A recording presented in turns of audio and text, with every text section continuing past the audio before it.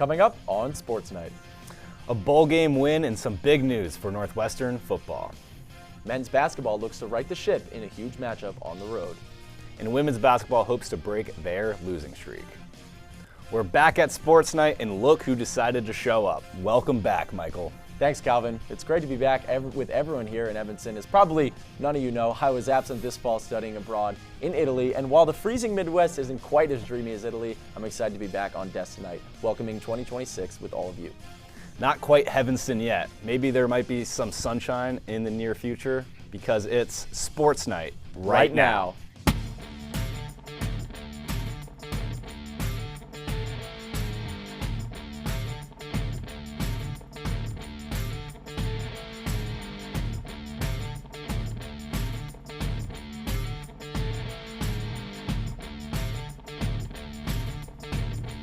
Welcome back to Sports Night. I'm Calvin Lemley alongside Michael Capobianco. We have a full show for you, and well, it's 2026, so that means the new year is upon us. Michael, do you have any New Year's resolutions? Yeah, Calvin, I've got a couple. Less scrolling, gym 4 times a week. Let's see if any of them last. What about you? Let's see what we got. I'm thinking I got to decrease my caffeine intake. Over 400 milligrams a day is quite ridiculous. That is quite a lot of caffeine. Well, Northwestern football had something to celebrate heading into the new year. Northwestern football faced off against Central Michigan at the Game Above Sports Bowl in Detroit on Boxing Day. The performance was a late Christmas present to Northwestern fans, as the Wildcats beat the Chippewas 34-7 to win their 6th straight bowl game and their 2nd in 2 years. Northwestern turned the ball over on downs on its first possession and followed up with 3 straight punts. The Cats' defense, however, let up 0 points during the first quarter, fueled by sacks from Aiden Hubbard and Migo Jackson. The defense gained steam midway through the second quarter as Braden Turner picked off quarterback Angel Flores' pass to set up Preston Stone's offense just outside of the red zone. Stone finally opened up the scoring with a 23-yard pass to Griffin Wilde, and the Wildcats never looked back, putting 7 on the board their next 3 drives while the defense recovered fumbles on back-to-back CMU possessions. The Cats entered halftime up 21-0. The defense continued to show up in the third quarter. Mac Uline forced a fumble on Torres. Turner grabbed the rock and went 47 yards to score the Cats' 4th touchdown of the day. And on the second day of Christmas, Stone tossed the second score to Griffin Wilde. Stone ended his Northwestern career with 2 touchdowns, no turnovers, and 26 yards. And Caleb Komalafe added 55 yards on the ground and a score. And just before the new year, Northwestern football had some big news with the hiring of veteran coach Chip Kelly. Kelly's fame comes from his stints coaching Oregon, UCLA, and Ohio State. He even had brief tenures in the NFL with the Eagles and 49ers. Thanks, guys. Following the Cats' 34-7 win in the Game Above Sports Bowl, David Broad and company decided it was time to make a major splash for next season. To revive an offense that ranks just 12th in the Big Ten in points per game, Northwestern chose to hire Chip Kelly as its offensive coordinator. Kelly has more than 30 years of college coaching experience, as well as 5 years of coaching experience in the NFL. Along with the Kelly hire, the Wildcats are bringing in Bob Bicknell to be the tight ends coach, Tim Drevno as the offensive line coach, and Jerry Neuheisel, the orchestrator of UCLA's upset over number 7 Penn State this fall, as its quarterback's coach. In 2007, Kelly took the job as Oregon's offensive coordinator. Since then, at the collegiate level, he has been head coach at Oregon and UCLA, and most recently was Ohio State's offensive coordinator during their 2024 national championship run. The graph on the right here, shows Kelly's 13 seasons as a head coach and offensive coordinator at the Power 5 level. Through these seasons, shown on the x-axis, he has never led an offense that scored fewer points per game than Northwestern did this season, shown right here. Kelly is known for running a fast, no-huddle style offense that emphasizes getting in as many plays in as quickly as possible. With Oregon in 2012, the Ducks' average time of possession was less than half a game. However, his team averaged more than 81 plays per game. That's more than 16 more plays than Northwestern averaged this season. At Ohio State, however, he mixed his style of offense with head coach Ryan Day, who led the Buckeyes to having the ball for less time than they did this season by almost 3 minutes. Kelly's 2024 offense averaged roughly 7 more yards per game than Ohio State's offense did this season on 1.33 fewer plays per game. Kelly's offensive style attempts to stretch the field and wear out defenses. In addition, it leans into dual-threat quarterback play, something the Cats should have with top 100 transfer Aiden Childs coming in next season. In Kelly's final season at Oregon, he utilized Marcus Mariota, similarly a dual-threat quarterback, and brought the Ducks to a Fiesta Bowl victory. This season, however, Kelly was the offensive coordinator of the Las Vegas Raiders, who desperately needed an offensive reset. Kelly was unable to give this to them, though, as his team averaged 15 points per game, the worst in the NFL, before he was fired after Week 12. While Kelly's offense had little success at the professional level, Kelly and the Wildcats hope that he can bring about an offensive rejuvenation next season and recreate some of the magic he's had with Oregon and Ohio State. Back to you guys. It should be interesting to see the Wildcats in action next fall. Fans are excited to see what Chip Kelly can do with this offense in 2026. When we come back, men's basketball looks to build momentum heading into the new year.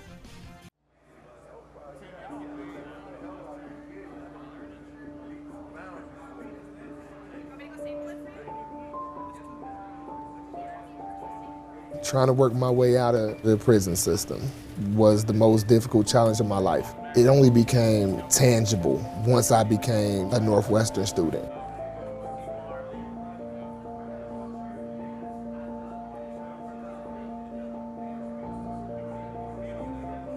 One, two, three, four.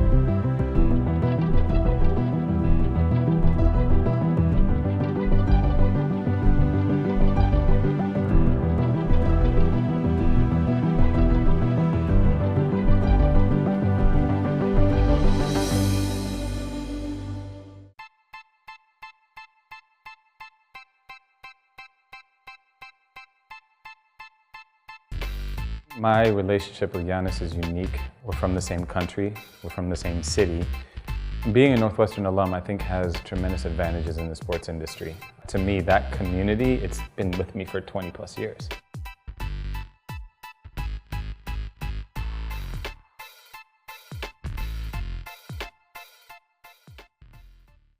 Welcome back to Sports Night. A lot has gone on since we last saw you. School is back, but our Wildcats were quite busy over the break. And unlike on New Year's Eve, Northwestern did not drop the ball. That's right, 2025 was a pretty good year. Some champions were crowned, and one of them is joining us today. That's right, Northwestern Field Hockey, the back-to-back national champs, are joining us right here on Sports Night to talk about their championship victory. But before we hear from some of the players live in the studio, here is a two-time National Player of the Year, Maddie Zimmer, on the last moment of her storied college career, the moment that made her a national champion for the third time. It's so interesting. I do watch it a lot because it brings me a lot of joy, but I try to remember it from my perspective as well, because as you start watching it from like the broadcast perspective, that's kind of like the one that you start remembering. And I really want to remember like my point of view, which is like stopping the ball, standing right behind Ilsa, watching her flick it. Like that's what I want to remember. So it's like I do watch it a lot, but I'm also trying to like kind of keep my version of it in my head as well. This team is just so special, and there were definitely tears afterwards because you can't help but just feel so overwhelmed and emotional at that moment. And then I had been like so stressed all day because I knew that like regardless of the outcome, this is going to be my last game, and I didn't want that to override how the team was going to play or how I was going to play. And so I like kept it all back all day, and then as soon as Ilsa scores and that final whistle blows. And now joining us is SportsNight's Sammy Krimstein, who's here to chat with some of the other members of the championship squad. Sammy, take it away. Thank you so much, Mikey. And right now we're here in the studio with Northwestern Field Hockey, the 2025, the 2024 back-to-back national champions. Thank you guys so much for being in the studio with us here today. Thank you for having us. So my first question, I know it's been about a month and a half, a little bit of time, but how excited are you guys still from that exhilarating national championship victory? Liv? I mean, we're really excited, and the thing is, like, right after we won, we have a break, and so it's nice to kind of have that break and then be able to come back, and it kind of gives us something to look forward to, still celebrate and compete for next year. And you can't talk about this year's playoff run without talking about that semifinal game.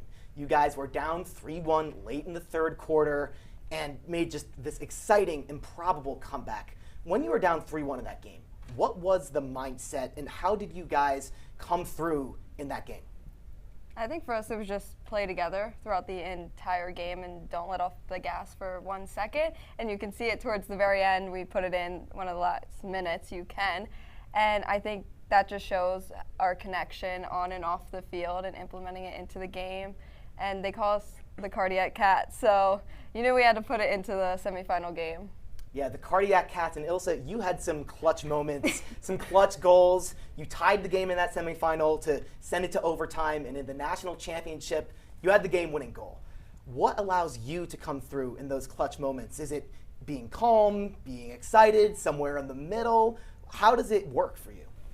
I mean, I like to not think a lot and just do it. And I mean, I have such amazing people around me. I think Liv just doing, I mean, I'm dragging, flicking them, or people are getting corners. I mean, Liv and says all the attackers are getting so many corners, so I have a lot of opportunities to make one. And our like inserts and stops are so good that, I mean, it makes it way easier for me. And for you guys, in those moments after the game, tell me what it was like. What were the conversations? I know it's very emotional.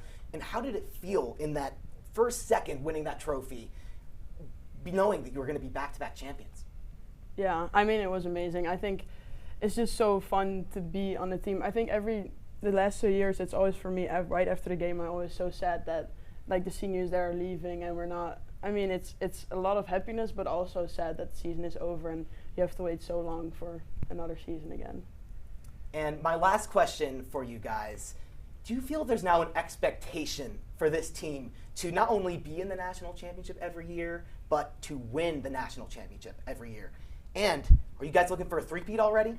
Of course we're looking for the three. But I mean, we expect to be back there, but I think it's the work that we do now that's going to really set us up for when we go back home for summer and when we go to preseason. So I think, like, yeah, we're expecting to be there, but like we will be there. We're going to put in the work to be there, and we're going to do what we have to do in order to be in the best possible position next year.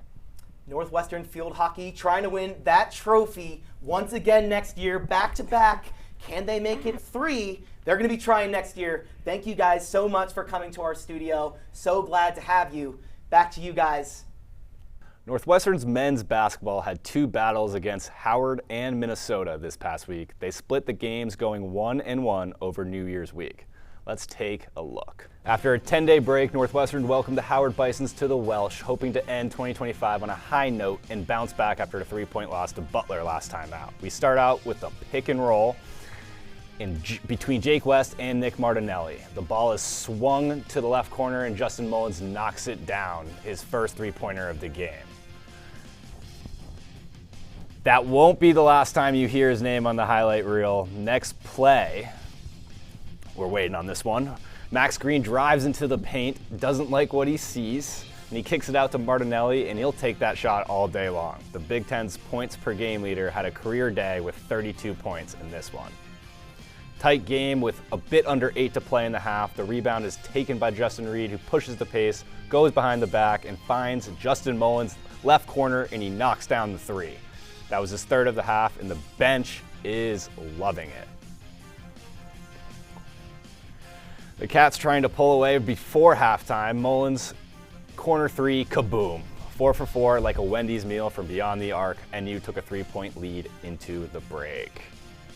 Second half action now, and Howard trying to score in transition, but Justin Mullins climbs and pins it off the glass, a chase down block LeBron would be proud of. Trey Singleton up the other end finds Tyler Krop for the layup. NU turning defense into offense to start the second period. Green misses the three-pointer, but Singleton is there to grab the board, and he puts it back up, count the basket, and the foul. The first-year player with a grown man move. From there, it would be smooth sailing for the Wildcats as they clinched a 20-point victory to end the year off strong. The team had a 4-day break before welcoming Minnesota to the Welsh on Saturday. And the Cats kicked off 2026 with a matchup at home against the Minnesota Golden Gophers. Nick Martinelli and crew looking for their first Big Ten win of the season after a tough start to the year. Early in the first half, Jalen Crocker-Johnson handling the rock at the top, kicks it out to Cade Tyson. The UNC transfer drives, pushes off, and knocks down the midi. Northwestern on offense now. Max Breen shoots, can't knock it down, but Arrington Page is there for the board, finding his point guard Jaden Reed, number 4, slicing through the lane and hitting the tough floater. Strong move by the junior transfer. And just over a minute left in the first, Reed finds Martinelli, who finds Page for the alley-oop, 34-34 at the half.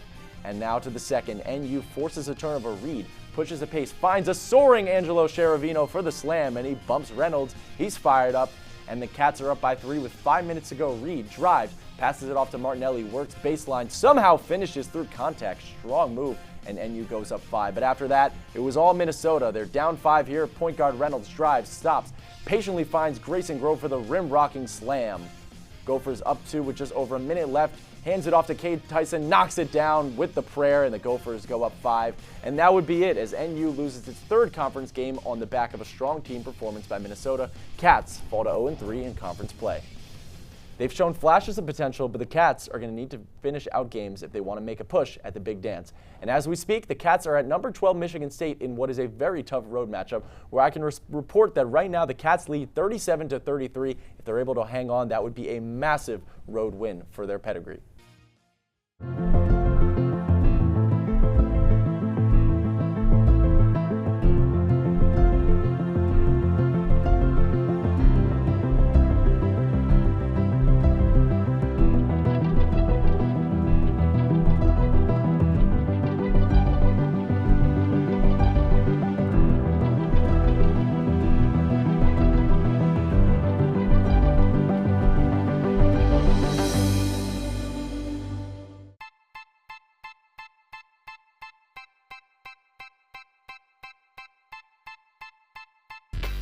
My relationship with Giannis is unique. We're from the same country, we're from the same city. Being a Northwestern alum, I think, has tremendous advantages in the sports industry. To me, that community, it's been with me for 20 plus years.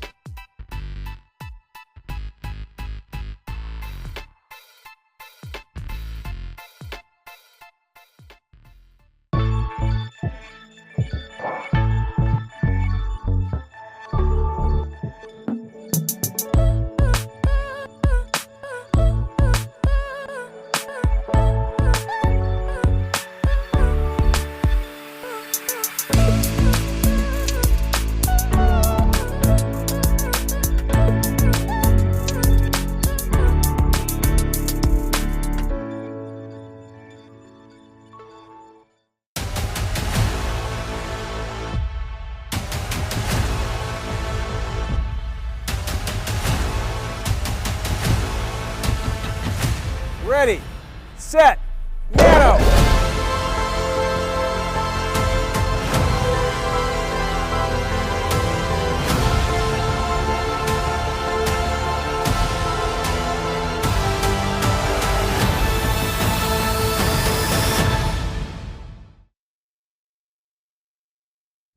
Welcome back to Sports Night. And Calvin, it's hard to believe you're almost graduating, man. I know, it's some wild stuff. But hey, Michael, it's not just my last year. It's Northwestern's longtime women's basketball coach, Joe McEwen's 18th and final year at the school. So, you know, it's similar.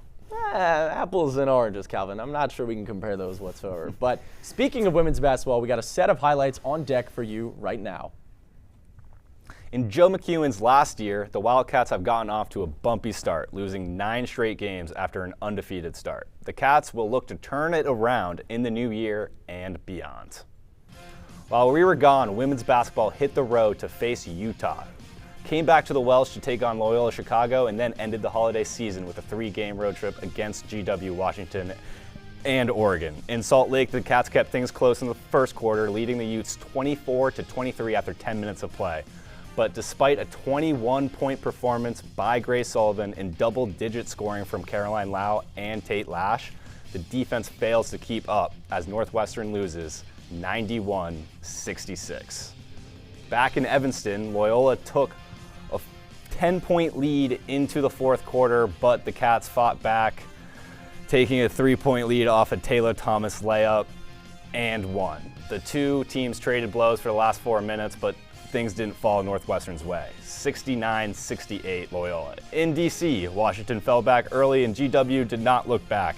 It was a 75-62 thrashing as the Cats' losing streak extended to 6. Finally, the Cats traveled to Pacific Northwest to try to right the ship. The first contest in Washington State didn't prove successful. The Huskies bullied Northwestern up and down the floor to the tune of a 94-73 trouncing. More of the same in Eugene, a 30-point loss despite a standout performance from Grace Sullivan. Sullivan tallied 53 total points across the 2 games, but the Caps dropped to 0-5 over the break. Back at home after their trip out west, the Cats hosted the number 14 ranked Iowa Hawkeyes at the Welsh. 27.5-point underdogs, Northwestern looked to pull off a big-time home upset in this one. Tip-off, and it goes to the Hawkeyes. Some early ball movement to start the game, and Ava Hayden finds herself in positioning in the post here against Grace Sullivan. She'll flip a hook shot up and in for the score. And Hayden would also score Iowa's first 12 points as you see another layup here, but the Hawkeyes up 6-0 out of the gate. On the other end, however, Taylor Thomas down low to cut the lead to 4, 13-9 Iowa. And this time Iowa with the ball on the wing, pass inside. Grace Sullivan gets involved, intercepts it, and takes it all the way with the finish in transition. Here come the Cats. And before the half, Grace Sullivan draining her classic fadeaway. Cats have Iowa on upset watch at the break. And to the second half we go. Addie Deal hits a pull-up midi to get Iowa started with their scoring, but Sullivan continues to dominate in the paint as the teams trade punches back and forth. Later in the quarter, Thomas finds Harder open on the wing, and she splashes the triple. The Cats draw near yet again. But here comes Iowa. The ball finds its way to Deal on the perimeter. She drives inside. Here she is on the perimeter, driving inside, spinning through with the step-through layup. A beautiful finish there in the lane. And Sullivan would finish with 28 points, but the Hawkeyes managed to pull away late. The Cats fall 67-58, extending their losing streak to 9 straight games. It certainly has been rough going for the Cats, but as they say, all it takes is one. Northwestern Wrestling getting into the thick of their season over winter break. They had their home opener on December 19th and took a win against Lockhaven by a score of 19-13. The Cats were victorious in 6 of 10 weight classes, highlighted by a major decision in the 184 weight class. J.D. Perez with the 17-3 domination. A bit later in the break, Northwestern competed in the 61st annual Ken Craft Midlands Championships, right here in Evanston at Ryan Fieldhouse. The Cats had 3 place winners, including Sean Speidel, who finished 3rd in the 133 weight class, Billy DeCraker, who was 5th at 141, and Eddie Enright, who placed 5th in the 174-pound weight class. Northwestern kicks off their Big Ten slate January 9th with a home duel against the Maryland Terrapins. Well, winter break is over and the Cats are in full swing. Here's how you can catch the Cats. Both men's and women's swimming heads across town for a Saturday matinee matchup meet at UChicago. Women's basketball will host Rutgers on Sunday afternoon at 2 p.m. Central. And men's basketball will do the flip as they'll travel to Piscataway for a 4 p.m. matchup later that day. But don't go anywhere because when we come back, we've got a classic Sports Night segment on deck.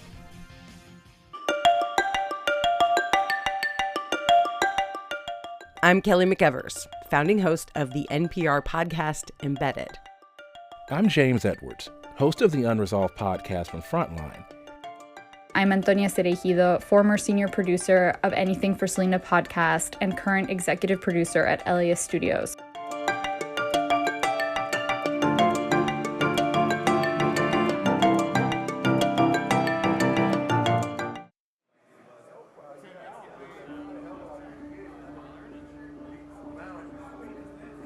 My narrative since I've been locked up and kind of made my transition has been like redemption, accountability. When I come into the classroom environment, every individual that sits amongst me takes education seriously.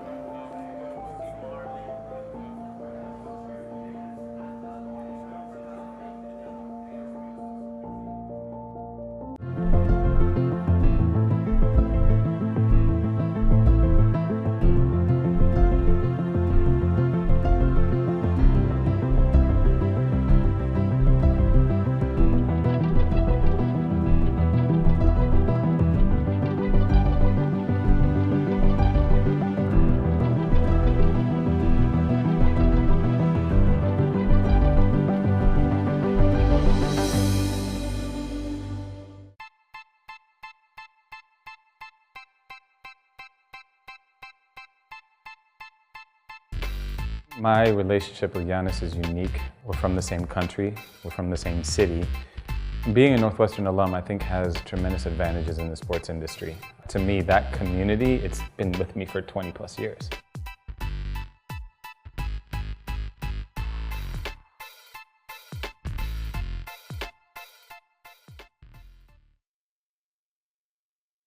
And it's our final welcome back for tonight's show. I'm going to really miss being on desk, Mikey. It's been a roller coaster of a ride here at Sports Night, and I want to thank everyone on and off camera who's made my experience at the show unforgettable. Calvin, how many times do I have to tell you? It's Michael now. Sorry, Mikey. I mean, Michael. Let's just get to the best part of the show. Do you want to do the honors? It's time for everyone's favorite segment, Plays of the Week. Plays of the Week, and it was a tough outing for Northwestern basketball as this season heats up with Big Ten play. Here we go with number 3, and it's women's basketball in a Big Ten matchup against number 14, Iowa. Close game down the stretch, good passing. Lau has it for 3, and she nails it. The Cats come within 4, but eventually fall short of the comeback.